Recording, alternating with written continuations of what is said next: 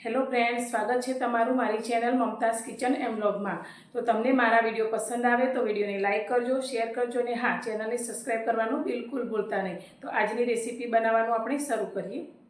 તો આજે આપણે બનાવીશું લીલી મેથીનો એકદમ હેલ્ધી અને ટેસ્ટી નાસ્તો।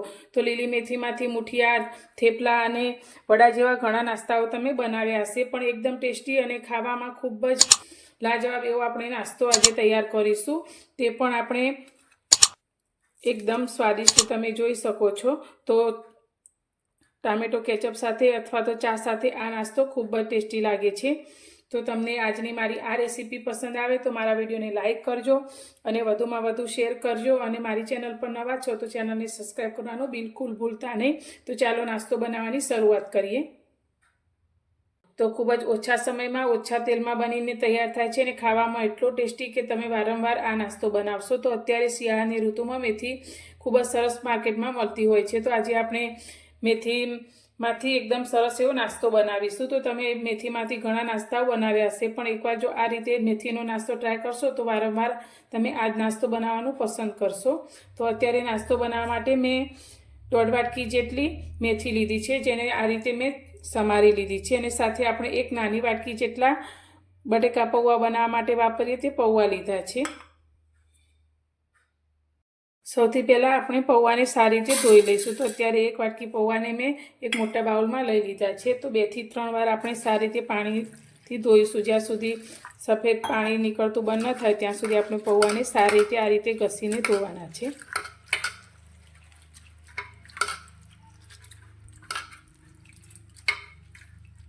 પૌવાને મેં 3 પાણી સારી રીતે ધોઈ લીધા છે। તો હવે તેને આપણે થોડીવાર માટે સાઈડમાં મૂકીશું જેથી તે સોફ્ટ થઈ જાય। અને અત્યારે આપણે આ રીતે એક ખાંડણી લઈ લઈશું। તેની અંદર અત્યારે મેં સૂકા લસણની 5 થી 6 કળી લીધી છે, તે અંદર લઈ લઈશું। અને તેની સાથે અત્યારે મેં 2 લીલા મરચાં લીધા છે, તે અંદર લઈશું। 1 ઇંચ આદુના ટુકડાને આ રીતે કટ કરી લીધા છે, તે લઈશું।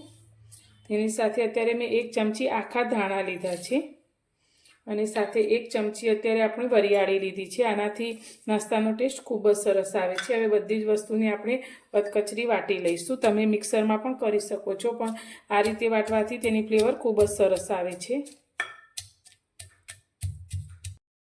મસાલાને પણ આપણે એકદમ સરસ રીતે વાટી લીધો છે। તો હવે તેને આપણે સાઈડમાં મૂકીશું અને આપણે જે પૌવાને ધોઈને રાખ્યા છે તે લઈ લઈશું। પૌવા એકદમ સરસ રીતે આપણા સોફ્ટ થઈ ગયા છે। તો હાથેથી આ રીતે થોડા મસળી લઈશું।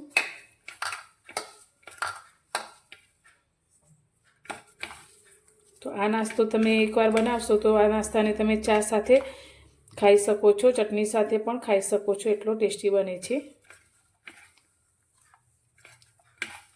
તો પૌવા આપણા સારી રીતે મસળાઈ ગયા છે। હવે તેની અંદર અત્યારે આપણે 1/2 વાટકી લીલી કોથમીર લીધી છે, તે અંદર એડ કરીશું। કોથમીરનો ટેસ્ટ આ નાસ્તામાં ખૂબ જ સરસ આવે છે।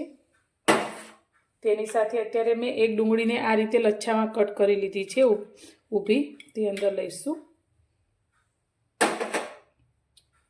તેની સાથે અત્યારે આપણે જે મસાલો વાટીને તૈયાર કર્યો છે તે અંદર લઈ લઈશું।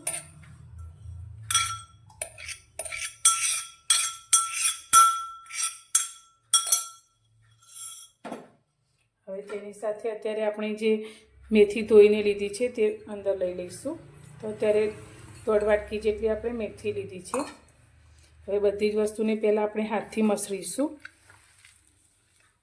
તો આની અંદર આપણે પાણીનો બિલકુલ ઉપયોગ નથી કરવાનો। તો આ રીતે મસળી અને બધું મિક્સ કરીશું જેથી ડુંગળીના લચ્છા પણ એકદમ સારી રીતે અલગ થઈ જશે।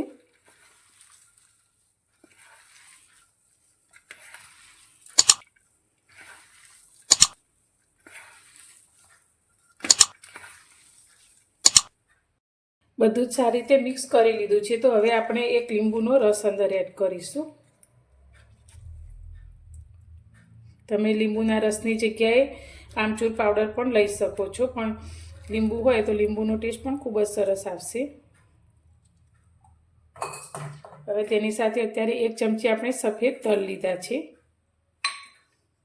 સ્વાદ પ્રમાણે આપણે મીઠું એડ કરીશું 1 ચમચી જેટલું। થોડી આપણે હિંગ એડ કરીશું। આપણે લીંબુ લીધું છે એટલે ખાટો મીઠો ટેસ્ટ આવે તેના માટે અત્યારે આપણે 1 ચમચી દળેલી ખાંડ લઈશું. તમને જો પસંદ ના હોય તો તમે લીંબુને ખાંડને સ્કીપ કરી શકો છો. સાથે આપણે અડધી નાની ચમચી જેટલી હળદર એડ કરીશું. 1 ચમચી આપણે લાલ મરચું એડ કરીશું. હવે આની સાથે અત્યારે મેં બાઇન્ડિંગ માટે ચણાનો લોટ લીધો છે, તો અડધી નાની વાટકી જેટલો તે અંદર એડ કરી દઈશું અને બધી જ વસ્તુને આપણે હાથેથી મસળી અને સારી રીતે મિક્સ કરીશું.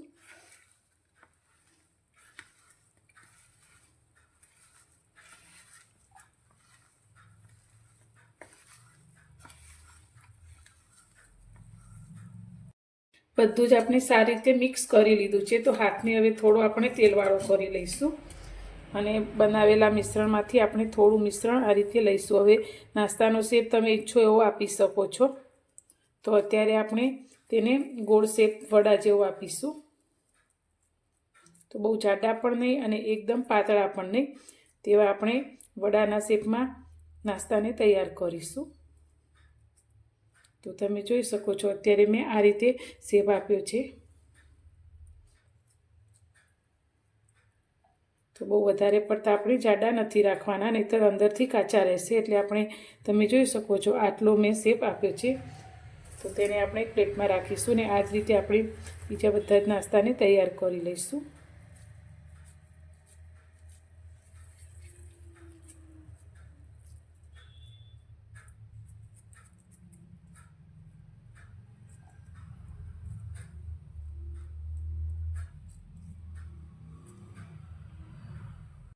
નાસ્તાને મેં આ રીતે ગોળ શેપ આપી દીધો છે. તો હવે નાસ્તાને આપણે ફ્રાય કરીશું. નાસ્તાને ફ્રાય કરવા માટે મેં એક પેનમાં 3 મોટા ચમચા જેટલું તેલ ગરમ કરવા રાખ્યું છે. તો અત્યારે નાસ્તાને આપણે સેલો ફ્રાય કરીએ છીએ, એટલે અત્યારે મેં પેનમાં ઓછું તેલ લીધું છે. તમે નાસ્તાને ડીપ ફ્રાય કરીને પણ તૈયાર કરી શકો છો. તો આ રીતે આપણે જેટલો પેનમાં આવે તે રીતે નાસ્તો મૂકી દઈશું અને ગેસની ફ્લેમ અત્યારે આપણે મીડિયમ ટુ સ્લો રાખીશું.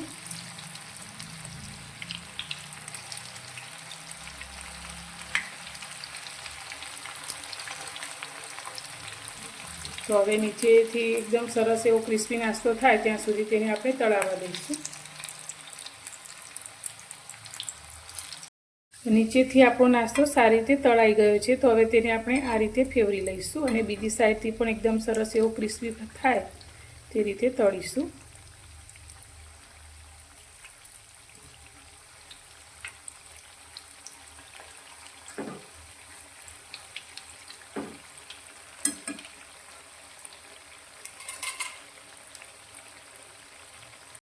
નાસ્તો આપણો બંને સાઈડથી એકદમ સરસ રીતે ક્રિસ્પી થઈ અને તળાઈ ગયો છે. તો હવે આપણે તેને તેલમાંથી બહાર કાઢીશું અને આ જ રીતે આપણે બીજો બનાવેલો બધો જ નાસ્તો આપણે તળી લઈશું.